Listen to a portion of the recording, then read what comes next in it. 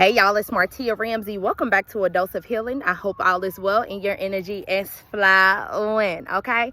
So today I want to speak about the importance of believing people when they show you who they are. It is very imperative for you to stop thinking you're the exception, to stop thinking as if, oh yeah, they would never do me like that. I'm different. Although you may be different, it does not excuse that person from being who they choose to be. So it's like understanding that you are allowing people to play in your face. And a way to break this cycle is to first identify the behavior.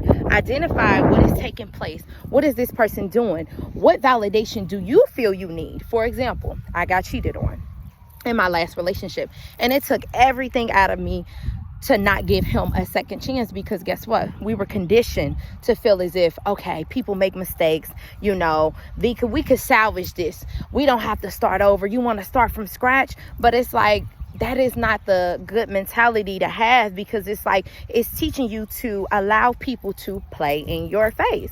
So what I had to do was make sure that I stood on my non-negotiables, regardless of how hard it was. I had to understand that although I thought that this would be the person that I spent a great amount of time of my life with, they're just not a good person. I had to understand that some friendships that I thought were good for me just weren't good people, because they showed me who they were. And for a little bit, for a long time, I always thought that I was an exception in these situations. So therefore, I allowed people to come back. But guess what I did? I also attracted those same people with different faces, because I failed to do the work.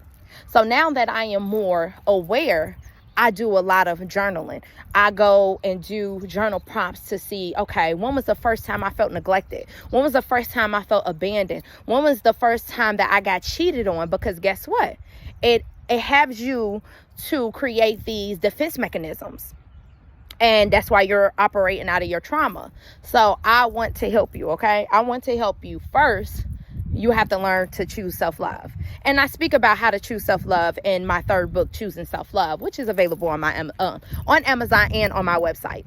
But I say that to say, you first have to choose you. You have to understand that regardless if people stay or go in your life, you are good enough. There I was in my last relationship, thinking about giving him another chance, considering giving him a second chance to redeem himself, because truth be told, I just wanted to feel validated. I wanted to feel chosen. I wanted to feel seen, because guess what? All the other relationships I had that ended in them cheating on me, I wanted to feel like somebody felt like I was worth changing for. However, I had to understand that their behavior had nothing to do with me and everything to do with them. Because if you're unhappy in a situation, or someone is not meeting your needs, whatever the case may be, you can just leave the situation instead of dragging them and stringing them along because you fear being alone, or you may be insecure. Whatever the case may be, you choose to stay in these relationships. So I had to choose to master my exits, okay? So before I continue this message, go ahead and subscribe, like, and share, because we're all about breaking cycles and doing some healing, okay? So I want to thank my new subscribers. I want to say thank you to my loyal subscribers. I appreciate you. Thank you very much. And I'm out in nature today because I'm just grounding myself. So I say all of that to say, when you feel like you need to give somebody a second chance to possibly play in your face, remember how they played in your face the first time. Remember that a thief is going to be a thief. You're not the exception. Just because, oh, well, they've been around for 5 years and they still ain't stole from me. It's only a matter of time.